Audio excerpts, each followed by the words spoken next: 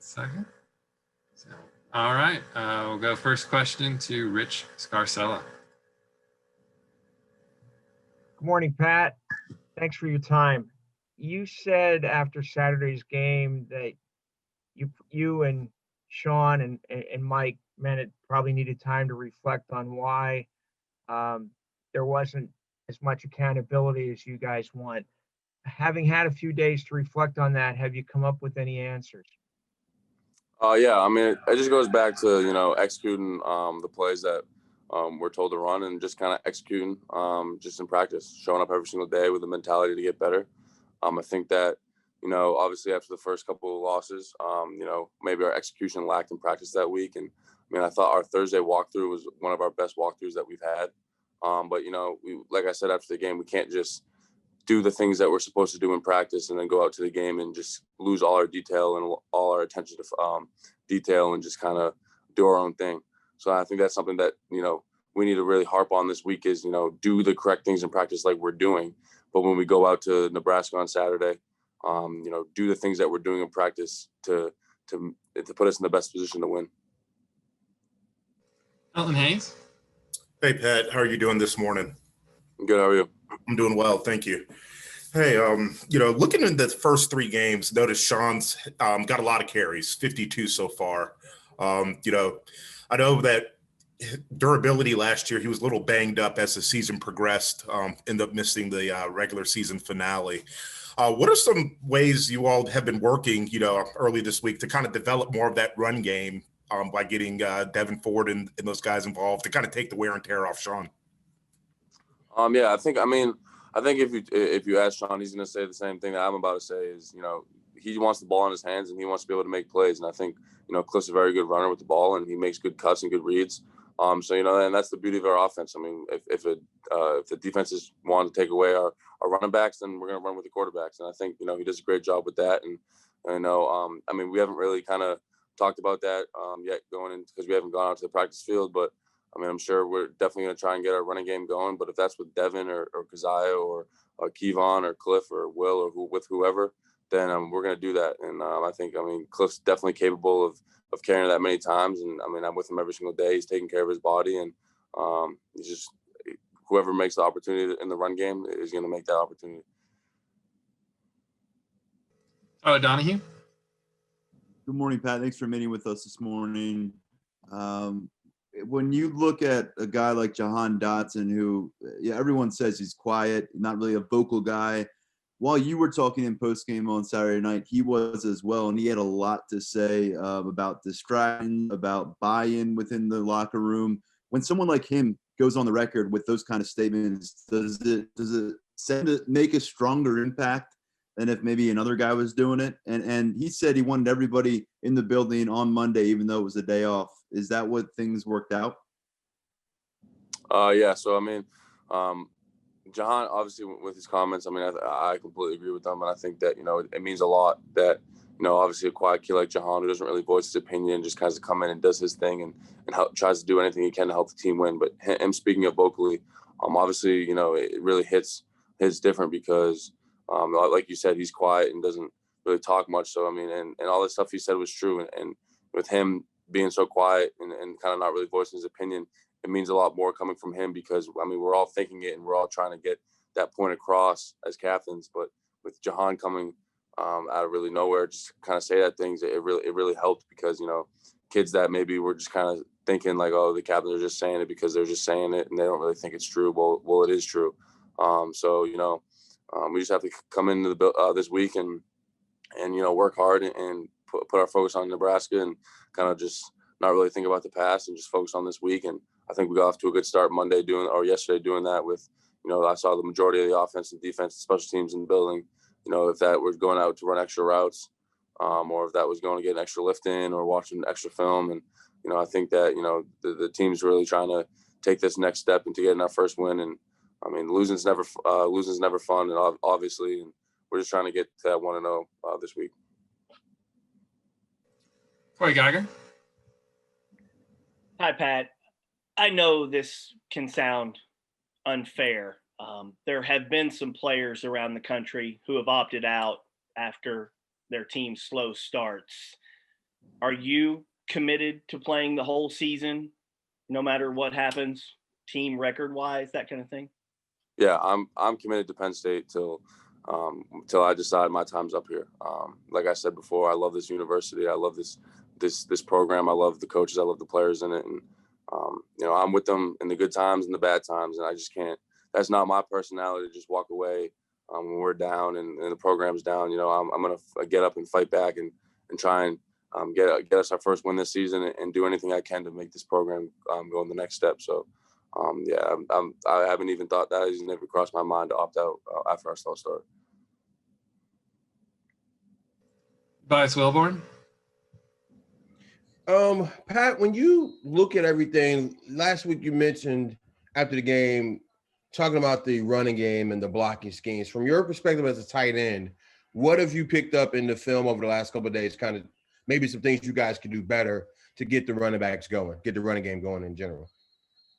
I mean, I think this goes back to doing things in practice that we don't do in games. I mean, I think in practice, our run game looks solid because we communicate all the time. We point out our IDs and we point out who we're supposed to be blocking and our communication, our combos and all that. And we do that in practice.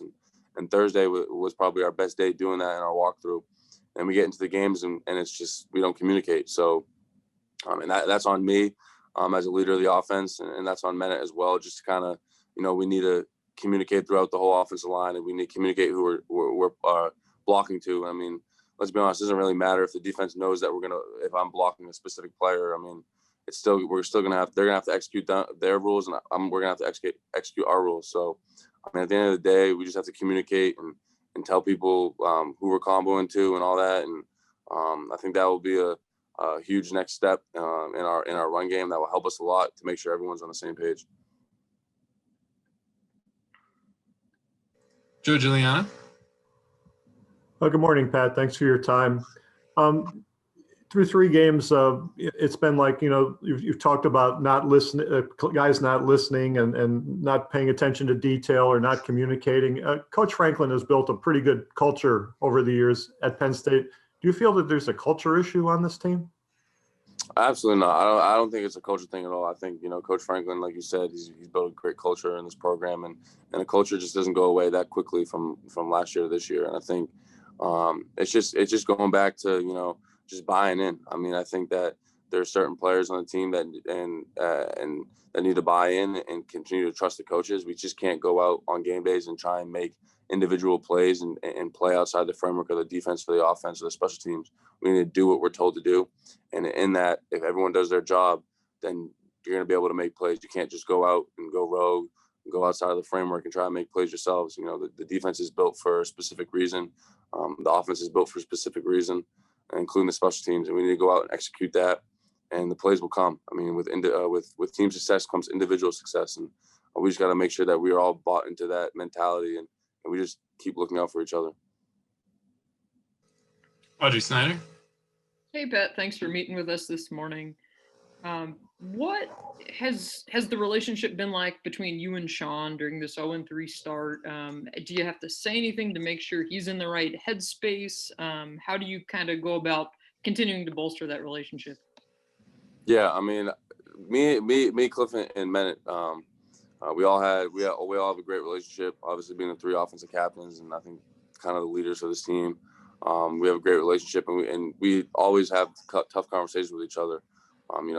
Cliff's definitely my brother for life, and me and him, we're best friends. But at the end of the day, we want to see each other succeed, and we're always willing to have those tough conversations with each other. And I mean, after the game, the 3 of us, we had tough conversations with each other, and we kind of addressed what we needed to get better for the team and what the team needs to get better at. And that's what I think makes a friendship a great one, is when you can be realistic and not just sugarcoat everything. You can really have those heart to heart and know that they're not coming for you or trying to disrespect you at all. They just really want you to be at your best. And so, I mean, he told things that I need to get better at, and I told him things that he needs to get better at.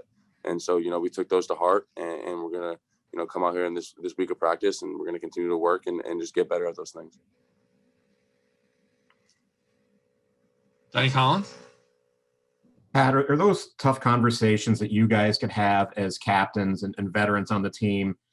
Are those sometimes difficult for younger players to take the same things out of it that you guys can, just haven't been around? Yeah, it's definitely challenging. I mean, I'm thinking back to, my freshman year when I would come in, and obviously I played a lot, and if I wasn't practicing up to the standard, I mean, Trace would always come at me and tell me to pick it up and everything, in a way that a leader should. And sometimes I would get butthurt about it, and I would kind of be like, well, what is he talking about? Like, I am practicing hard, but maybe I wasn't executing the correct way. And I think it's definitely challenging because obviously growing up in a program, you're more mature now, and me, Cliff, and Mennett, and the older guys in the offense, like, we can see what needs to be done and what those tough conversations need to be had. But it's definitely tough as an underclassman because there's just so many things going on because, the game is still kind of fast for you. You're still trying to learn the offense. You're still trying to execute, just trying to think about what you're doing, not the offensive scheme in general. So when you add another layer of, people telling you what you need to do as to, grow up and kind of, take that next step, it's definitely challenging because you don't want to disappoint those leaders, but you also need to figure out what you need to do for yourself. So it's definitely challenging, but, I think the younger guys have taken a great step and they're very mature. And I think, that we just need to continue to have these conversations until we get it fixed. Frank Marzano. Hey, Pat, thank you for your time. When Jahan said that everyone's not really moving as a one unit right now, and there's a lot of guys that are making individual plays. Would you say that that's because of mainly the fact that the team doesn't have many opportunities to get together off the field for chances for good team bonding because of COVID? No, I mean, our rules in the program are obviously we're our own bubble. So, I mean, we hang out all the time with each other. It's not like we can only come in the building and see each other at practice. I mean, we hang out with each other all the time, obviously not in like big groups and everything, but like we hang out with our guys, we hang out with the people on our team who we're closest with, and including the people that we're not as close with. I mean, I've hung out with a couple of freshmen. I've taken them out to dinner, and I'm just trying to build that relationship, obviously, because, without summer, you don't really get to interact with those guys because the freshmen came in later.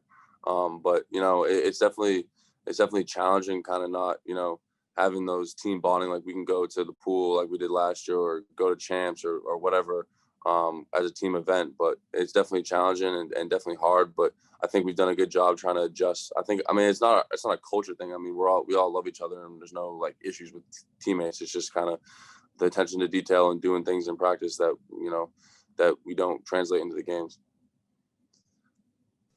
Justin Morgenstein. Hey, Pat, thanks for doing this, man. What have you kind of seen out of Parker Washington so far and his growth, and kind of what are you excited about for his future?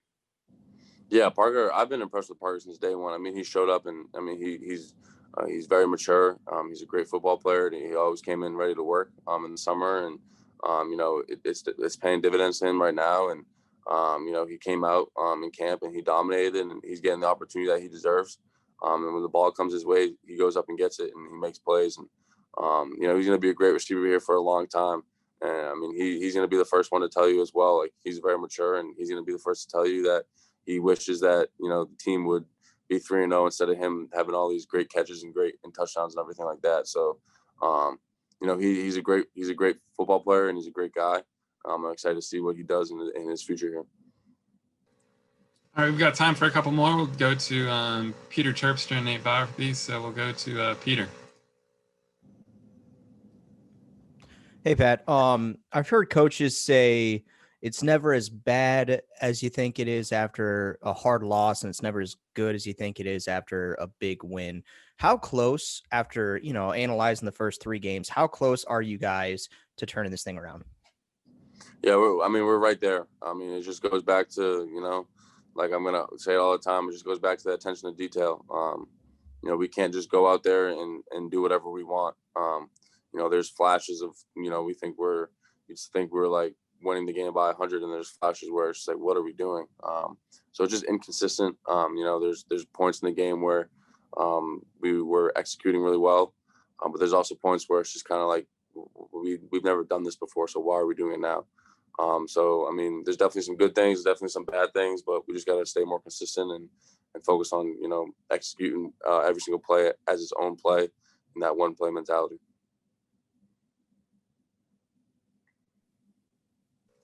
Do last question here for Nate Bauer. Pat, how do you guys dissect or evaluate turnovers? Like, I think we look at the guy who had the fumble or threw the interception. Like, how do you guys break it down? Yeah. So that goes back to, you know, the O-line and the receivers running the correct route or the correct depth. And obviously that goes back to Cliff's decision making. I mean, obviously, I don't think it's the majority of Cliff's interceptions or turnovers is should be going to other people except him. That's the frustrating thing, is because, you know, the media and other people think it's just Cliff turning the ball over and it's his fault. But in reality, if we could go back to every turnover that he's had, we could have pointed to 4 other guys on the field that led up to things that caused that turnover. So, I mean, I think Cliff's doing everything that he needs to do. And I think Cliff, obviously, there's some things that he needs to correct in his decision making, and we've talked about that. But the majority of his turnovers haven't been him. It's been other people that wasn't executing the correct way or making the correct block or running the right route. So if we could go back and pinpoint those turnovers, I mean, I would say only really 2 or 3 of them were really his.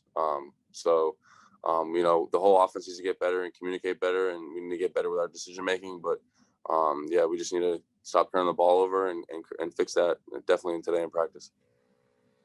All right. Thank you very much, Pat, for joining us today. Thank you all media for attending. Next, we'll have Joey Porter Jr. at 11. Thanks, everybody.